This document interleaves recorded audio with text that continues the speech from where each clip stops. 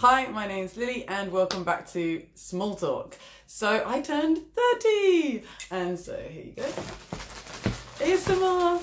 I turned 30 on Friday, so I wanted to include some of the beautiful flowers I received, but I shall put these on the floor now. So yeah, my update, today's video is just going to be a little update on me, how I spent my birthday, and then I want to do an update on sort of different lockdowns, coronavirus situations in Europe, and a couple of mentions to the rest of the world. I'm going to skip the UK because there's a lot going on in the UK, you know, that Sunday Times article and all of those horrible press briefings that we've been going through. So I will have a UK one coming out in the next couple of days, 1 or 2 days. I just want to make sure that it's all on top there. There's a lot to talk about with the UK. So with me, what have I been doing? Not much. I turned 30 on Friday. And actually it was really lovely. I will admit I have been really anxious beforehand about how my birthday would go. I think it's normal, you know, 30 is a period that you're very reflective anyway about where you're at in life, trapped in a bedroom. And I don't have my family around me or, you know, very, very close friends. I can't reach my support network like I could. So I had been a bit worried about how this would go. Anyway, I woke up Friday morning and first thing I did was I cried. No, I called my best friend and I got a little bit weepy. But I got all of that out of the way and he told me really helpful things as always, so thank you very much. And I had breakfast on Skype with my family and then I just had a really, really lovely day. I had endless knocks at the door delivering various bouquets. You can see 2 more behind me, 2 lovely ones here. Balloons, cards and some other presents as well. So my friends and family really made every effort to reach me here and make me feel special and loved on my birthday, and it's all I could hope for. So then on Saturday, I was sitting with a housemate in my gym jams and the latest press briefing came up here from Pedro Sanchez, who is the president of the government. So we watched this and we have been expecting it. Now it's relevant, we're going back into politics now. Enough of birthday, we're going into politics. So this was about extending our lockdown. So our lockdown has now been extended until the 9th of May. It had originally been extended until the 26th, which is next 26th of April, which is next weekend. So for those of you who are new here, I'm British, but I'm based in Barcelona and I've been under lockdown now since, well, you can tell me, I'm really bad at numbers, really bad at time, but I think it's the 15th of March and it's now the 20th of April. So yeah, a long time. And we are under, you know, what's commonly seen as the most extreme of the lockdowns. You know, we have a spectrum of lockdowns, we can say, and we are at the very extreme end. We are not allowed out for exercise. Children have not been allowed out at all. This has been a key issue here, and businesses have all been closed. In the last week, construction workers were allowed back and factory workers, but other than that, nada. And even going to the supermarket, you know, you have to go for essential items, you should limit how many times you're going a week, etc, etc. Most people in Spain don't live with an outdoor space, so, you know, especially in the cities, so I would just like to highlight how it is quite extreme here for people, and especially for young families or anybody with mental health issues. So yeah, so it got extended. Now, what's going to happen, what's different about this extension is that after we've finished the last extension, so on the 27th of April, children are going to be allowed out. Now, this has been huge here, as I mentioned. Kids are not allowed out at all. I've got 2 kids next door and all I hear is them throwing themselves against the walls, poor thing. So the mayor of Barcelona, Ada Colau, she said, pleaded with the national government essentially as a mother, you know, I can see the toll this is having on our children, you know, anxiety, you know, they're young, and I imagine it must be really difficult for a child to rationalize the need to stay inside. All of that pent up energy needs to go out. At least us adults are a little bit more broken and depressed by the time we've reached adulthood, so we can sit and watch Netflix. So it seems like the government has listened and they have relented on that, and they want to allow the children to get out. They've listened to child psychology experts. They talked about that. Now, from what I understand, it's going to be something like a control different times for different age kids. So I think, you can correct me if I'm wrong, I think it's between 12 and 2 for young kids, for the little ones, and then between 6 and 8 for older kids, teenagers and stuff like that. I imagine that's to avoid the old people who have priority in the supermarkets before 10 a.m. So we have had our lockdown extended following France. France has also had theirs lockdown extended to the same week.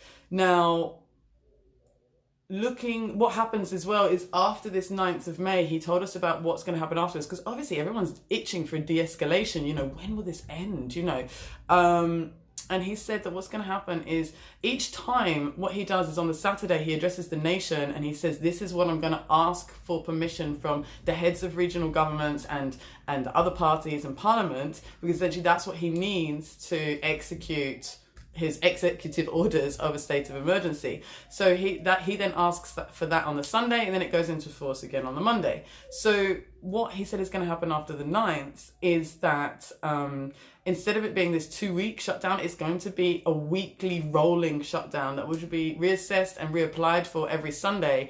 And I think this is where we can see that we're going to see the different textures of lockdown, because at the moment we're all in lockdown. Then it may be like some non-essential shops allowed to open. Then it may be, you're allowed to go around, but staying within 6 feet, not within, at least 6 feet away from each other, etc., etc. But rest assured, the last things to open are going to be the hotels and the restaurants, and then also even bigger gatherings. I mean, I don't know what's going to happen with them. Barcelona, where I live, is a huge centre in the summer for festivals. There's Cruia, Sonar, Primavera Sound, which has a huge amount of Brits coming across for it. So I don't know what's going to happen there. We'll see. So that's us covered. If we look across to Italy last had their extension on the 4th of May, until the 4th of May. That hasn't been updated again yet. Some things were allowed to open in the south, but the north, or the very badly, the worst hit regions like Lombardia have decided, Lombardy, I think, in the UK, they have decided not to, and let's just remember that Italy is the worst hit country in Europe, suffering the most deaths in the world after the US, of course. So this is the other thing, going into lockdown, they're trying to look at what the WHO is advising, because WHO is like, we go into easing lockdown, but this doesn't mean the epidemic is over. This doesn't mean the pandemic's over, we have to keep our eyes on ICU units, and you have to have a look at beds available. We cannot overwhelm our healthcare systems. Again, this is going to be something coming in and out of force, increasing, decreasing, possibly for the next, 6-12 months. Better get used to it. So, for those of you who don't know, I'm also half Greek. So I'm British, but I'm also half Greek. And I speak Greek. Milase Lunika. But I want to do a little shout out to Greece, because I've been looking at their figures, I've been looking at what they've been doing, and I've got to say, you're doing great, sweetie. So Greece have done amazingly well.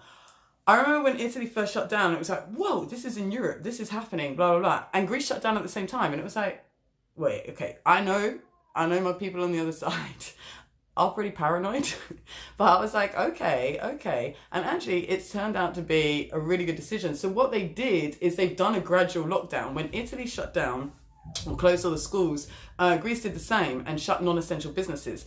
They had only had 33 cases, and they had only experienced their first death, and that was it. So that closed down, then it moved into more extreme ones of, working from home, and then it moved into only allowed out to exercise, but still allowed out to exercise. And they've been able to do this, and they have completely averted disaster. Now, I had been watching this from afar, obviously interested in, my other nationality, but turns out it's been picked up from other people. So Bloomberg, the publication, has cited Greece as being like, hey, surprisingly, or you wouldn't consider them to be the ones you'd want to follow. I mean, I wouldn't say that. But they're like, one country in Europe is the one that we should all be looking at, and they say Greece. I'll link the article in the description box. It's very interesting. Now, Greece also would have done this because, it's no surprise they've had a really hard time economically in the last decade. And to be honest, the healthcare system is on the brink, so it couldn't take a further push. So they did what they needed to do, and the country has done really, really well. I also want to say, if I don't mention your country and you have information, please update us. It'd be really interesting. put it in the comments, and I will copy and paste and put it in the description box. So I want to talk a little bit about Scandinavian countries. So Denmark has started to ease the lockdown. Denmark, I think shops are opening today, and I think some nursery and some kids went back to school last week. And I want to look especially at Norway and Sweden. Now, Norway and Sweden, neighbours, have had they've done different things, and they have had different results. So Norway did shut down, but it hasn't been again as extreme as here. The schools were closed, people work from home, but you're still allowed to move about a bit and kind of do your exercise. Sweden, there is no lockdown to speak of. There's sort of like guidance, please work from home, very much what the UK was doing at the beginning. And I think that the UK would wanted to have pursued Sweden's policy if there hadn't have been that huge backlash and outcry, of which I was contributing to.